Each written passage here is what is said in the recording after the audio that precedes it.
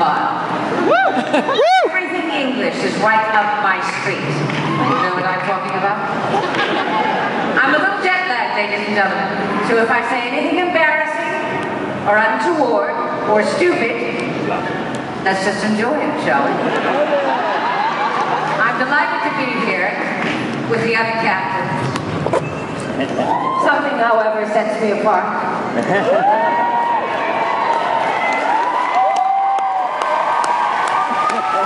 not just my hair. Ah, you're looking at my hair, right? You're wondering why it's purple. So is my mother as she's rolling over in her grave. I've taken a new part. I play a Russian prisoner in a women's prison, based on a memoir by Piper Kerman. And I really am. I'm the Russian head of the kitchen. And I don't take no shit from nobody. And I am loving it. It's for Netflix, but I don't think you guys get Netflix here, do you? Yes! And you have to order it. It's called Orange is the New Black. And I play Galina Resnikov, otherwise known as Red. And I'm having a heavenly time. So I'm doing that, and then when that stops, in February, I will go to LA and do the 3rd season for my very sophisticated comedy, NTSS-SD SUV. I wear an eye patch in this one. I'm no longer Russian, but I'm the head of the anti-terrorist force, and I'm devoted to keeping San Diego a second-rate city. And then when that is over, I go back to New York and I start rehearsals for a new play called Somewhere Fun by the extremely talented and remarkable Jenny Schwartz. And that should play for 3 or 4 months in New York City. So this is a very good year, and I'm having a wonderful time. I'm feeling young. I'm looking peculiar, but everything is good.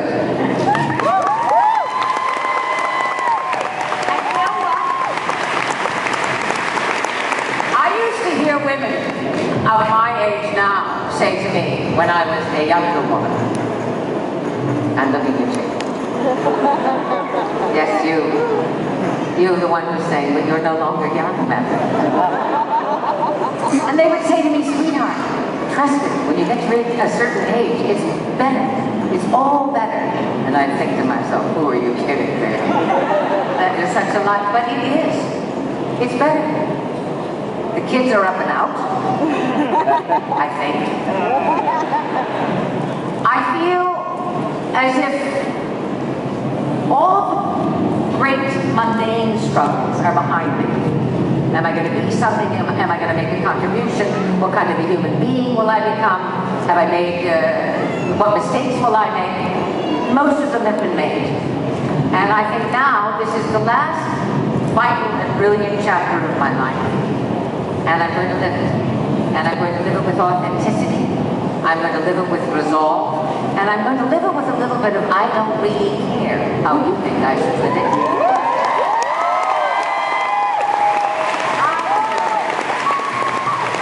But I have to tell you this, it would be very wrong of me if I didn't.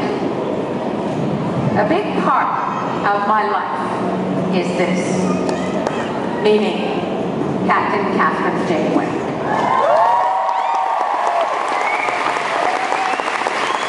I don't know how many of you attended the 5 captains yesterday. Woo! What a captain, huh? But you may have noticed that I was the only one, myself and Mr. Brooks, who said that I felt that I was making television history when I took the captain's seat. And I was. It was a little warm. Jean-Pierre Mulgrew had just left that seat, but she left it in 24 hours, which was a lucky thing for me, wasn't it? Yes. And by the way, there is not one drip, not one scintilla of sarcasm in that statement. I am grateful to Miss Mulgrew. She was very smart, and she was very brave, because she did it right away. She called the producers in, and she said, "You must be out of your mind. Do you really think this is the way people can work? I have a son, I have a life, I like a little wine with my dinner, and au revoir, monsieur." And they called me back in, days later, I started to work. And it has shaped, thank you.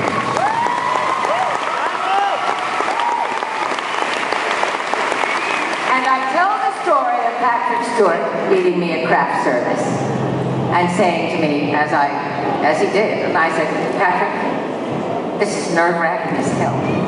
They've given me 30 pages of dialogue, which reads like some sort of Japanese, archaic Japanese. I have no idea what I'm saying or what I'm doing. He said, you go up there, darling. You gather yourself, and you do it.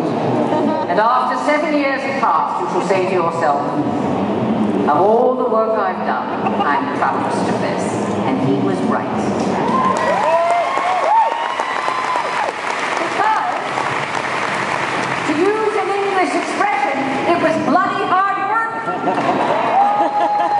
Arduous work, demanding work, terrifying work. Do you know what technobabble is? Do you know what alien species are? Yeah. Species 8472? Yeah. 8472. Do you really think that species 8472 was green and slimy? No. Species 8417 was a tennis ball on the end of a cue ball, which I played with for 7 years. And I made you believe it, too. How about those Fideas? Did you like those? Organ snatchers. And how about the board?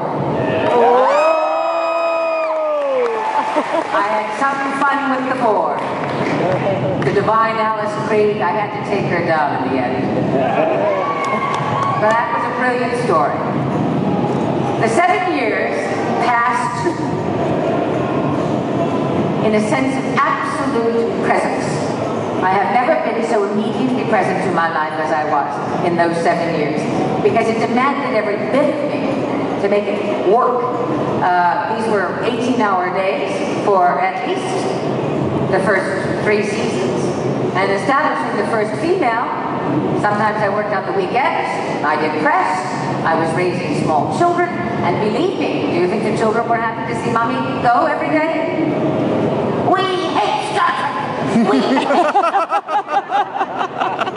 I took them to the premiere, right? Thinking, now they'll see their mother. Now they will finally see how great their mother is. They spitballed the screen for 2 hours. I don't blame them. They wanted their mother, right? Having said all of that, who else could possibly have what I have had as a result of having played the one and only female captain?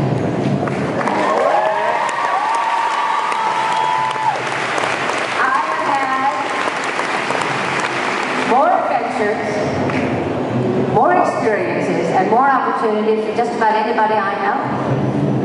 Mrs. Clinton invited me to the White House at the end of the first season to speak to women in science, a very select group of women called from the international community the greatest female scientists of our time. I said, but Mrs. Clinton, why do you want me? She said, because you, Captain Janeway, is a scientist. Chelsea and I know what we watch.